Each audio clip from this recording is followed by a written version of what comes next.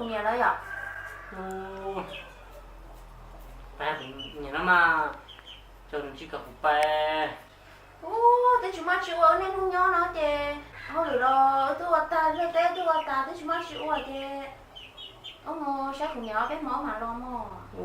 Cũng nói cái chuyện là hay quá trong một vài con nhà nó. Nào đi cha tao à.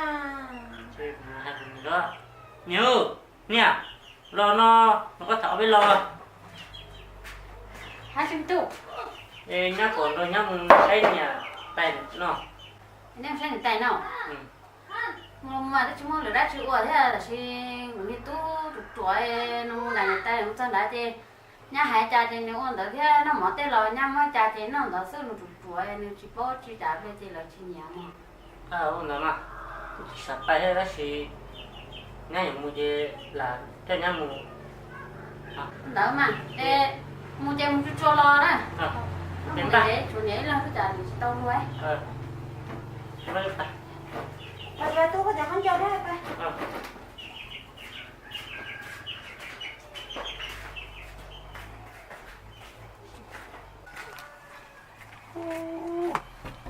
Nhớ nó có nhớ chưa? Tôi sợ cái ha.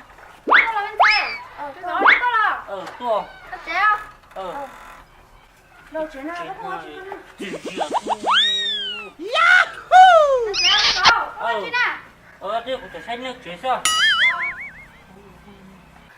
Nơi rồng nó. Oh no. Tôi có lộc chuyện à? to Rồi. Chỉ có chả nhớ. Cha mà. Cái khô là.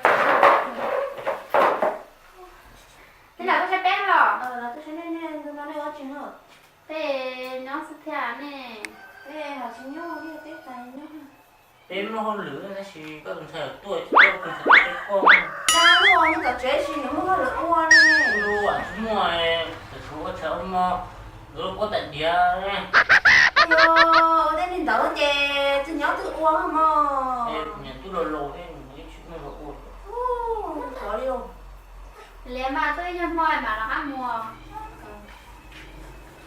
Thế là bà chân nó của mà biết nó. Nên là. ba Trời ơi, nó trượt lá sáng luôn. Cho đấy mò em, bữa đấy nó mò. Nên là. Lo nó mò. Đã nó, đây tôi nhớ đã trong nó chỉ mắt thì nó tên là mà tên sơ thì phải có thể là thêm nhau rồi.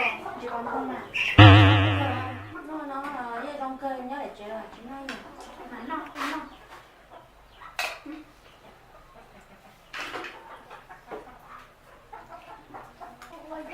Nó mày bảo nó nó. Nó nói cái gì?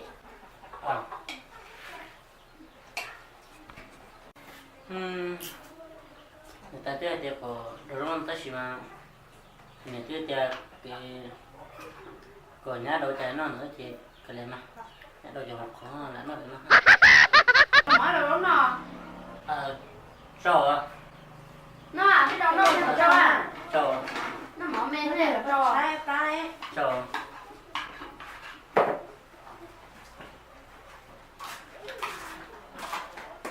Nó mình phải nó trâu. Trời nè.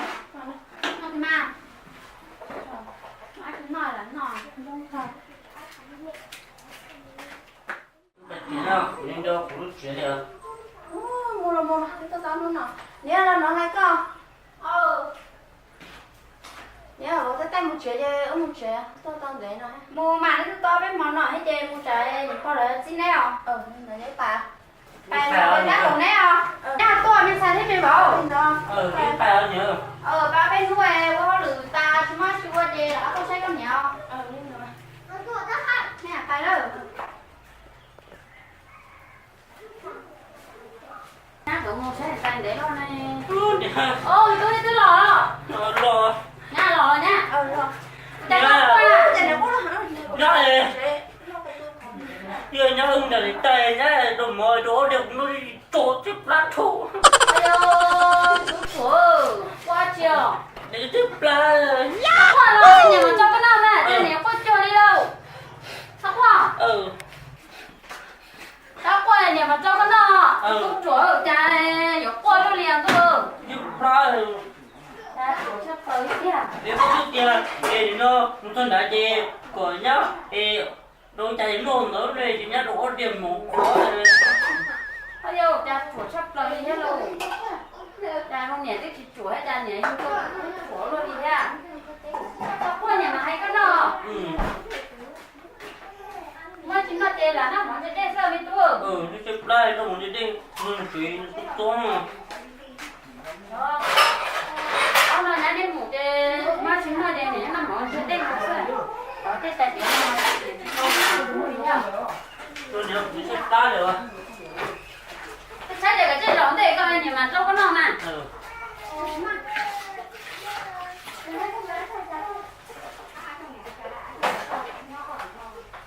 bán nó muốn sẽ đây nào mà ta nhớ có chơi tao nó mà tôi đi cái luôn cái trái lá gì cả chín đó mà ta nhớ là không tôi sẽ nhớ chỉ cho tùy cái luôn mà nó lấy cả cái trái bao nó chẳng lấy cái trái bao nhá nó cái có để tôi chỗ nó cho này tay nó trở đông kia để nó cũng nhỏ này sẽ chép lá lâu nói luôn mà nó nè mà nó còn cho em nhiều món được nhiều mà ăn chay à